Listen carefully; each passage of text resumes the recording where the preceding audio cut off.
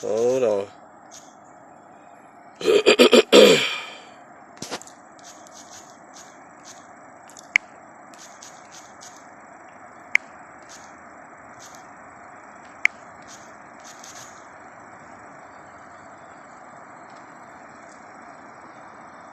Alright.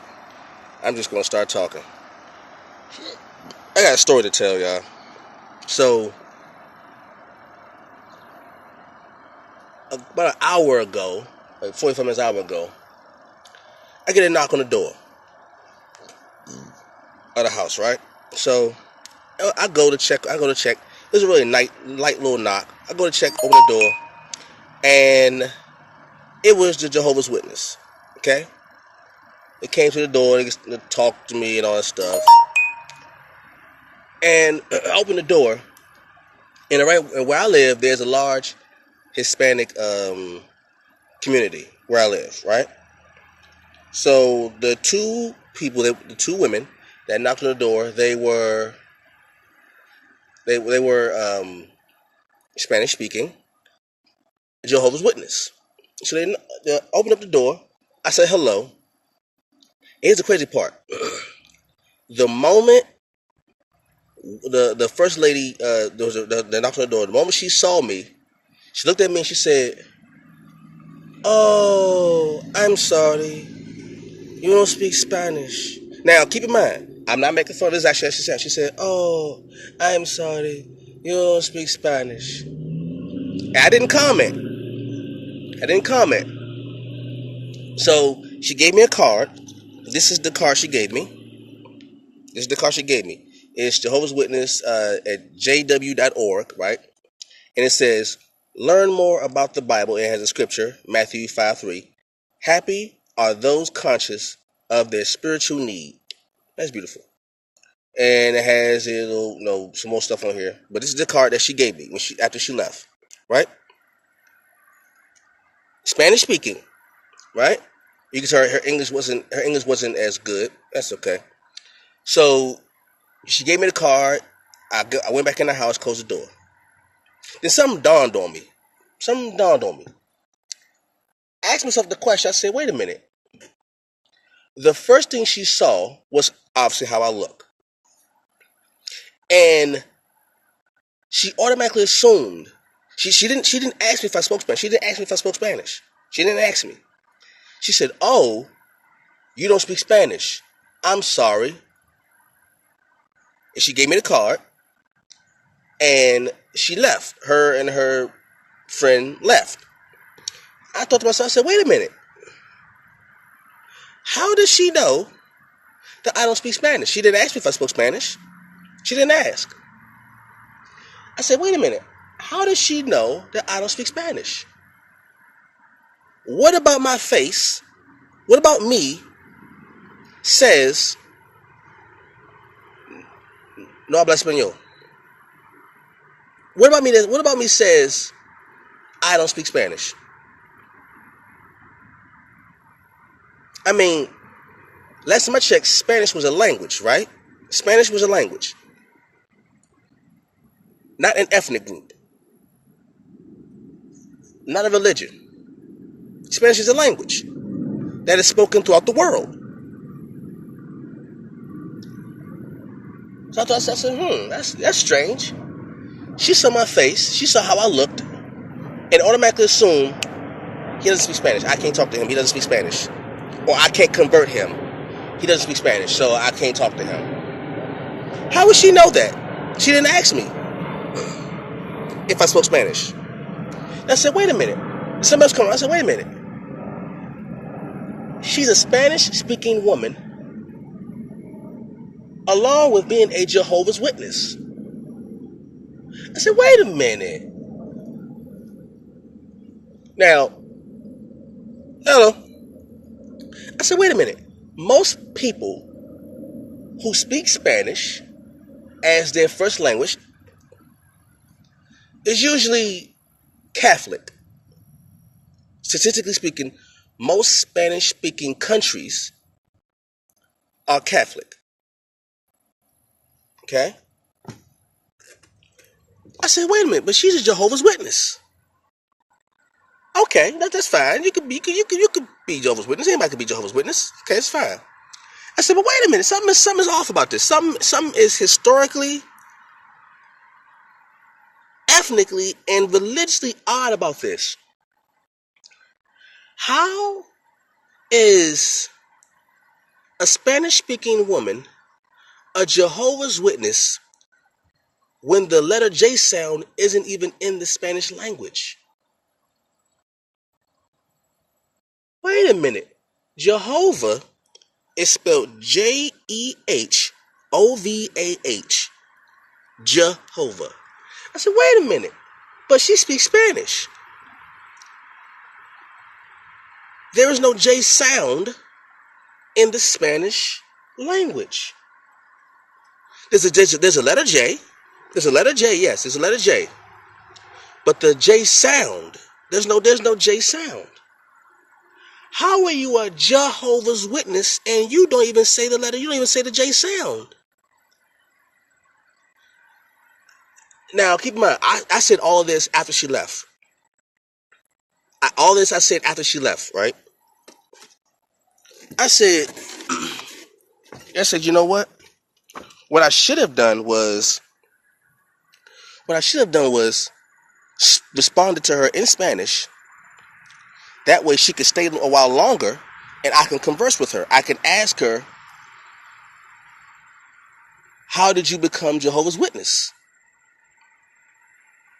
Now, let's do some history. There are a lot of languages, Semitic languages and romantic languages. Romantic languages are languages that were, created, during the Roman Empire. It's called Romance because of Rome languages. That is Latin, Spanish, Italian, French, Portuguese. Right? These are the languages that were introduced and designed and built and developed throughout the reign of the Roman Empire. Okay, and after the Roman Empire, they went out and they sailed and they conquered other languages. I mean, they conquered other lands. They conquered mainly South America, Central America, and North America. Hello. They mainly conquered those lands.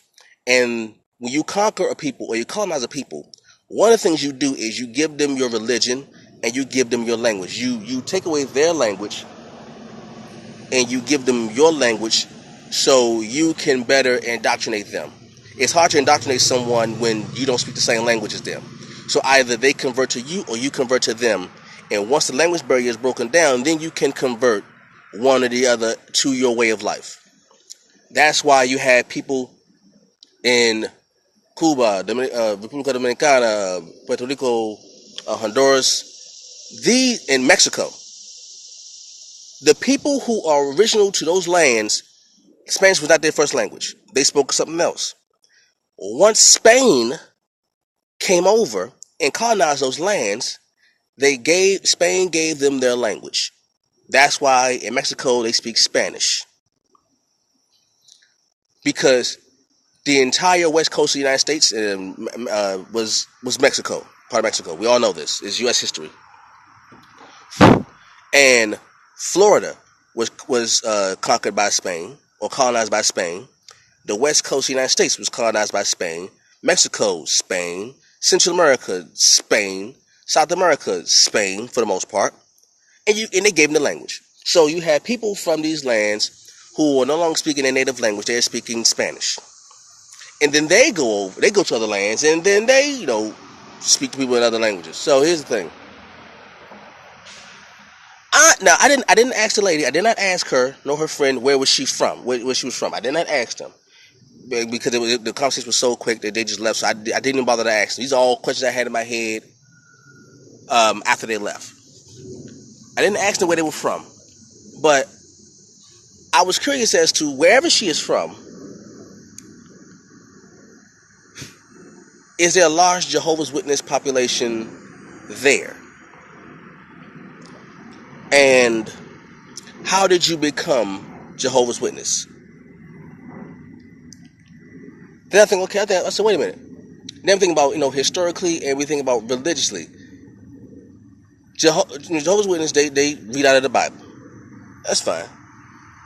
The issue with that is many of the words were translated into English from other languages.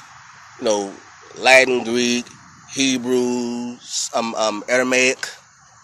Many different languages. They call Semitic languages. Many of these words didn't have the letters that they do now. Like anytime you look in the Bible and you see a word that has the letter J in it, there is no J in the Hebrew alphabet. There is no J. There is no Jesus. There is no Jehovah in the actual languages that were spoken during the time of the Bible. So there would not be a Jehovah's Witness. There was no J. The letter J didn't come about until the 1600s, 16th, 17th century, during the printing press. Right? Now you think about the times of Rome. Rome didn't have a J. Rome had the letter I. If you look at all the sculptures, all the writing that's in Latin, which was spoken back then, spoken in Latin, there is no J in Latin. There's no J. Look up Latin words during that time period. Look up Latin words now. There is no J. So I said, wait a minute. It wouldn't be Jehovah's Witness. There's no J there. Once again, you have two languages, Spanish and some Semitic languages, and not more than two languages. You have Spanish, you have Hebrew, you have the romantic languages. The one thing these languages have in common is that there's no J in them. There's no J in Spanish. There is no J in Hebrew. There is no J in Latin. Many of these languages are in the Bible. So I said, wait a minute. I said, how is a Spanish-speaking woman become a Jehovah's Witness when she can't say the J sound in her language? And that's what I thought about cognitive dissonance. Cognitive dissonance is pretty much a mental effect when two opposing ideas occupy the same space in your mind, because they conflict. Like I say, like if you speak Spanish, you know that there's no J sound. There's a J, the letter J there. There's no J sound, right? There's no J sound. So how can you be a Jehovah's Witness when the sound doesn't exist in your language?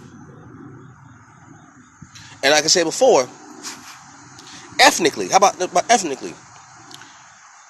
What many people don't know is that a lot of these Spanish-speaking countries on the Western Hemisphere, the majority of the population there look like me. They look like me. You see, I'm dark skinned, right? The majority of the people in a lot of those Spanish-speaking countries, they look like me. So, but the thing is, when she saw me, she automatically assumed that I don't speak Spanish. She didn't ask me, did you speak Spanish? No, she didn't ask me that. She saw me. This is what she did. I opened the door, and I put my head out to see who it was. I couldn't see her first because she was standing on the steps. So I looked out some more. I turned to the left, and there she was, her and her friend at the steps. I said, hello. She saw me and said, oh, you don't speak Spanish. I'm sorry. And she gave me this card, like I just showed. She gave me this card. And she said, I'm sorry. And she walked off. I said, okay. I closed the door. I said, wait a minute. How does she know I don't speak Spanish? How do you know that? Because people learn languages all the time, B. People learn languages all the time, B. People learn languages every day. People speak other languages all the time. Multiple languages. How does she know I don't speak Spanish? Can you look at a person and say, oh, you don't speak this, or you should speak this? How many people right now are born from parents from another country, right? Or their ethnicity or their ancestry is from another country.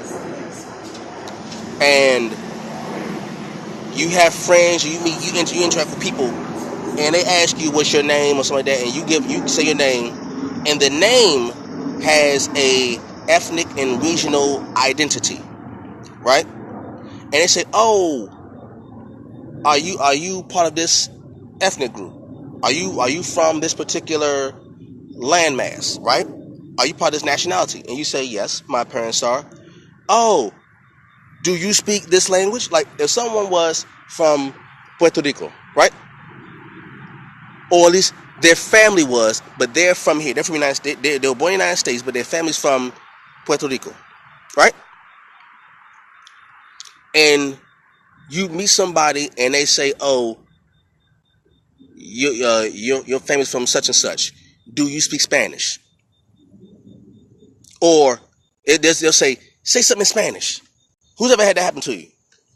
Your family could be from Puerto Rico. You could be from the United States, and somebody gets a hold of it and says, "Hey, say something in Spanish." Like, wait a minute, hold on. You assume because of my name and my skin color and where my ancestors from that I speak that language. Even I was born here and brought up in this particular area. You assume that I speak that language. Now do it in reverse. You look at me, you see my skin, you think to yourself,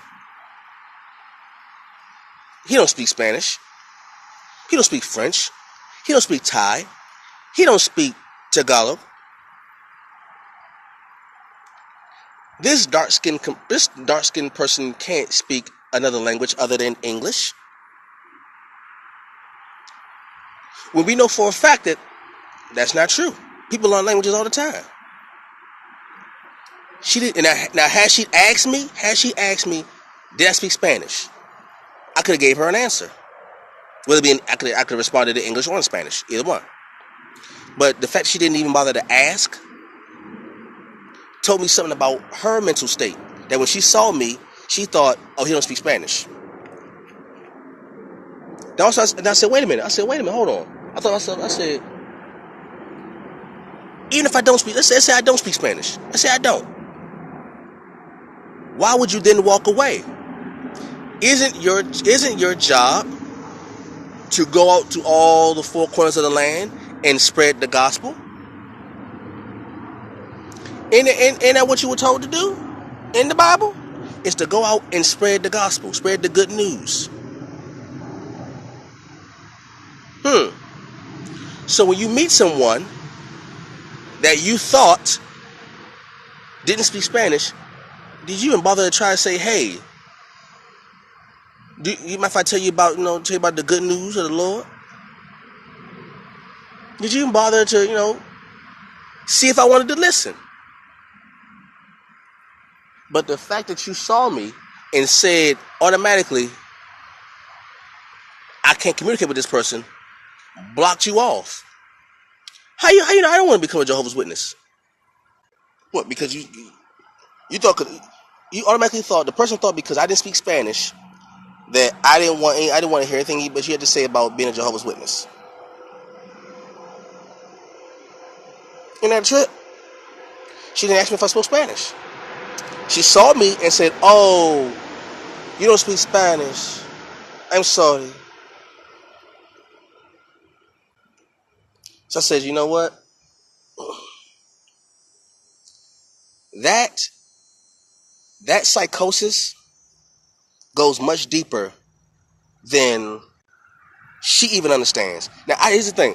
I don't think she meant any harm by it. I don't think the lady meant any harm by it.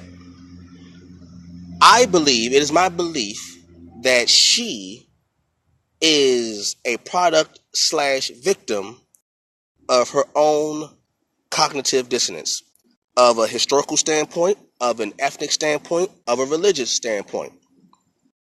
She has about with cognitive dissonance on three levels: historical, ethnic, and religious. Religious because you're supposed to go everywhere and spread the good news. Ethnic because she assumed that because of my complexion, I didn't speak Spanish. Historical because how can a Spanish speaking person be a Jehovah's Witness when the J sound ain't even in your language? So that tells me right there that you were not born a Jehovah's Witness. I don't believe that there's a lineage of Jehovah's Witness in her family. Somewhere recent, whether it be her or whether it be parents or whatever, somewhere recent, she converted to a Jehovah's Witness. Because outside of where I live right now, I don't know a single Latino or Latina Jehovah's Witness. Not one. I don't know not one person outside of where I live of a Latino or Latina Jehovah's Witness. Mostly Catholic, some indigenous faith systems, but not one Jehovah's Witness. So for you to be a Jehovah's Witness and a Latino or Latina tells me, okay, something happened throughout your timeline that made you abandon the fact that you can't even say the J sound in your language and you're a Jehovah's Witness. And predating the word Jehovah, you spell Jehovah with an I in Latin. And predating that, in Hebrew, in the Bible, you had Yahweh. That's where Jehovah come from. Yahweh. The tetragrammaton, the language, the word that you can't speak, the four letters that you put together, that made the tetragrammaton, that you can't say you couldn't say during those times. It was too sacred to say. And predating that, you had the Babylonian god Yah. See, I can get historical with this. I can get very much deep with the history and the religious part of it. How Yah became Yahweh, became Jehovah, became Jehovah, and became Jah. You went from Babylon all the way up to now. You went from Yah to Yahweh to Jehovah to Jehovah to Jah. To Yah to Jah. It's crazy. I just find that really interesting that happened. I said, wow. And people still will see your skin color and automatically have an assumption about you. Because you do realize, well, I don't know if she realizes, I don't know if she even realizes this, but many people don't realize this, that the majority of the Spanish-speaking countries, especially on the Western Hemisphere, look like me. Now, when you look on TV and you look at Spanish-speaking commercials and shows like Sábado Gigante, ouch, things like that, the people that you see advertised don't look like me. And then that's where you have a certain level of classism and colorism, right? You have classism, you have colorism. Classism is when you discriminate against somebody because of their perceived class in your eyes. Like you think somebody is a lower class, less than you, right? In terms of status, social status. That's classism. Colorism is when you discriminate against somebody, usually in the same ethnic group as you, but because they have a different skin complexion than you, you see yourself as superior and you treat them differently. It's like you have light-skinned blacks, dark-skinned blacks. There was a point in time in America where if you were light-skinned with curly hair, you were considered better. The whole paper bag test. If you're lighter than a brown paper bag, you were accepted in certain social societies. If you were darker than a brown paper bag, you were rejected. Or the field slave and the house slave, where the house slave was lighter because 9 times out of 10 the slave got pregnant by the slave master, and the slave who was impregnated was usually a darker skinned woman, like a darker skin like myself. They were impregnated by the white slave master, and then the child would come out lighter than the parent, the slave parent, and they would be accepted more in social societies because of their skin complexion. That's colorism.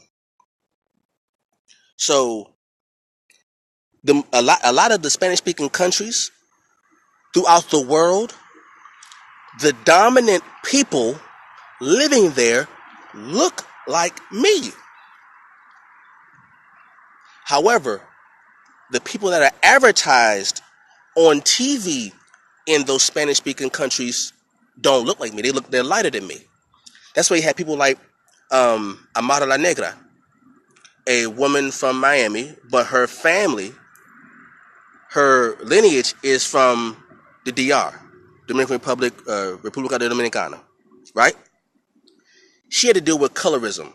Because of her dark skin, she was seen as something abnormal.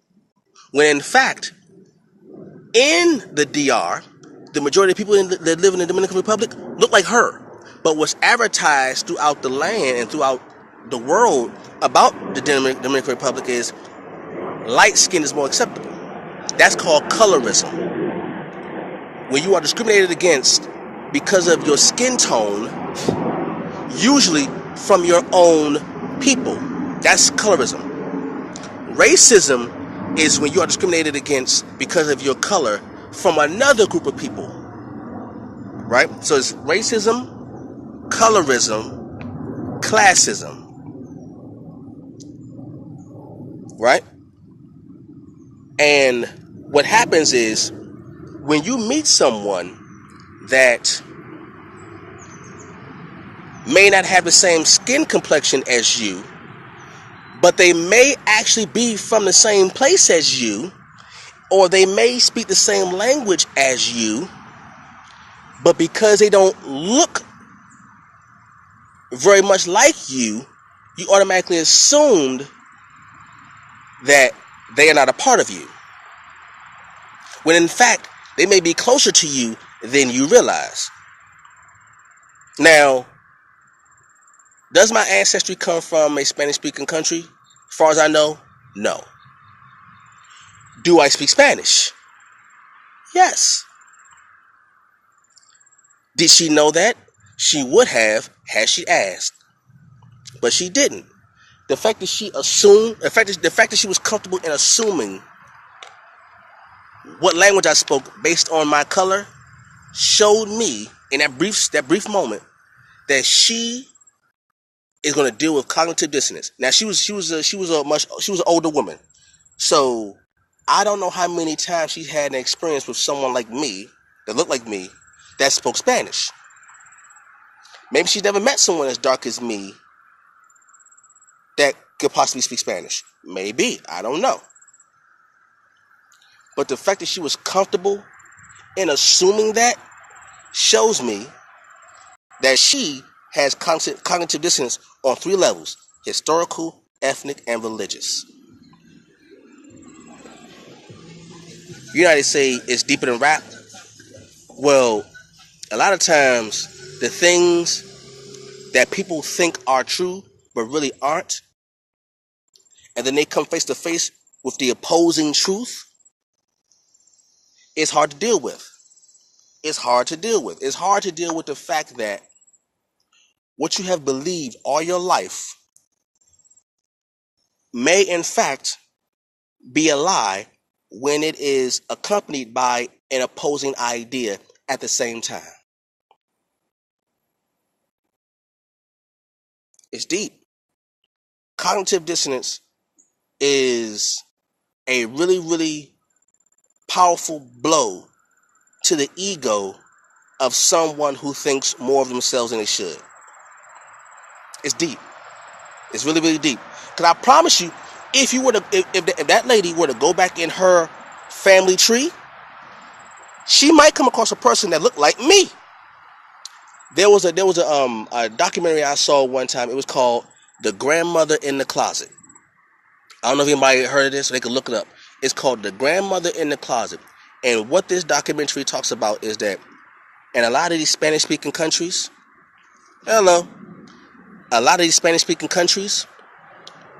somewhere in that family's history, there is a grandmother or a grandparent, they say grandmother in it, but a grandparent who came from Africa but was enslaved, and that African woman or that African man is the progenitor of the family that's around now. Only difference is the family that exists now does not look like the person who was enslaved. 3 generations back, in a lot of Latina households, there's an African person there, right? That was enslaved. You go to Puerto Rico, the DR, you go to Panama, you go to Honduras, you go to Belize. Not even Spanish. If you go to Brazil, Brazil has the highest concentration of Africans out of anywhere in the world other than Africa itself. It is Africa, the continent Africa, then Brazil. Brazil has the highest population of Africans outside of Africa. Why? Because during the transatlantic slave trade, the earliest parts of the transatlantic slave trade, where if you have Portugal, the Portuguese were one of the first countries, Portugal was one of the first countries to engage in the enslavement of Africans. They went to West Africa, like especially like Angola, and they brought those Africans to Brazil. That's why when you see like a martial style like capoeira is not a Brazilian fighting style. Capoeira is an African fighting style from Angola that transmigrated to Brazil with the enslaved Africans. Then you have more Africans taken out of Africa and brought to the Caribbean islands, the Caribbean and Central America. That's why you have somebody like Wyclef Jean, and man of African descent speaking French. Why? Because Haiti and Dominican Republic are the same island, literally split in half and taken over by Spain and France. Okay? But Haiti is called the first black republic. Why? Because they were Africans colonized by the French who beat the French. But that same island houses the Dominican Republic. The same island literally split in half. If you look at the island of, I think it's Santo Domingo, you have an island split in half. Half of it is French, half of it is Spanish. Same people though. Same people, half French, half Spanish. Then you have Great Britain, who conquered, who brought Africans, who brought enslaved, not slaves, they brought enslaved Africans, not slaves. There's a difference between being a slave and being enslaved. They brought enslaved Africans to the Western Hemisphere, aka the New World. There ain't no New World anyway. They brought them over. They brought them over in places like Jamaica, Bahamas, the Virgin Islands. That's the Caribbean. There's more islands though. But then you got during 1619, when Great Britain brought enslaved Africans to the Jamestown, Virginia in 1619. See, here's the thing. The transatlantic slave trade isn't just, it's 400 years in the United States. But the transatlantic slave trade is far older than 400 years. It goes all the way back to the 1400s, 1482. You can go look up Columbus's diary. He goes to what we know as the Caribbean islands, and what he did to little 13-year-old girls. Columbus and his crew. What he did to little 13-year-old girls, he made 13-year-old girls sex slaves. He wrote it. He wrote this. It ain't me. He wrote this in his own words. That's what he did.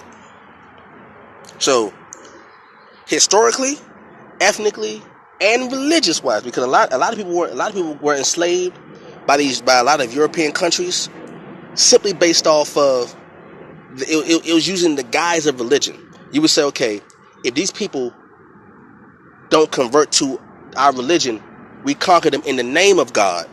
But they really wanted the land because they wanted the resources. Europe wanted the resources from other lands. They said, okay, how can we find a legitimate and logical way to get these people to give us their land? We will use religion. We will say that we have a God that is so powerful that if you don't give us what we want, our God will do damage to you. And it worked. It worked in Africa. It worked in South America. It worked in Central America. It worked in North America. It worked in Australia. It worked in Asia. And now you have, in the year 2018, a Spanish-speaking woman knocking on my door as a Jehovah's Witness, but don't want to say anything because she thought I didn't speak Spanish. It's deeper than rap, y'all. It's deeper than rap. Hope y'all enjoyed that little story. Hopefully get a little bit of perspective of how my mind works. This is just a little taste of what I can do mentally. Hope y'all enjoyed it. I catch you all later. Peace.